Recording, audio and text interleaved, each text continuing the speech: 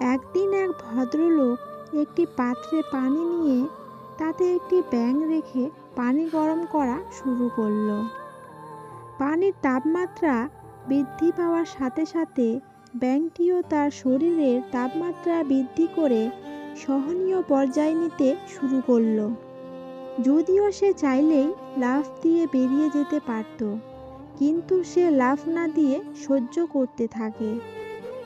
আস্তে আস্তে পাত্রের তাপমাত্রা যখন আরও বাড়িয়ে ফুটন্ত গরম করা হয়, তখন ব্যাঙটি আর সহ্য করতে না পেরে সে সিদ্ধান্ত নেয় লাফ দেওয়ার। কিন্তু ততক্ষণে তার আর লাফ দেওয়ার মতো শক্তি নেই।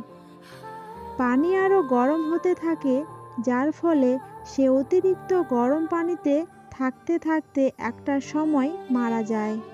এখন যদি প্রশ্ন করা হয় ব্যাঙটি কিভাবে মারা যায়, মারা যাওয়ার কারণ কি, তাহলে আমরা অধিকাংশরাই বলবো যে গরম পানির কারণে মারা গেছে। কিন্তু না, সে আসলেই গরম পানির কারণে মারা যায়নি। সে মারা গেছে সঠিক সময়ে লাফ দেওয়ার সিদ্ধান্ত না নেওয়ার কারণে।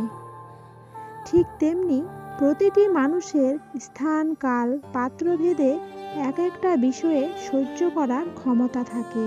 আমাদের প্রত্যেকের মনে রাখতে হবে, ক্ষমতা থাকা অবস্থায় সঠিক সিদ্ধান্তটি সঠিক সময়ে নিতে হবে।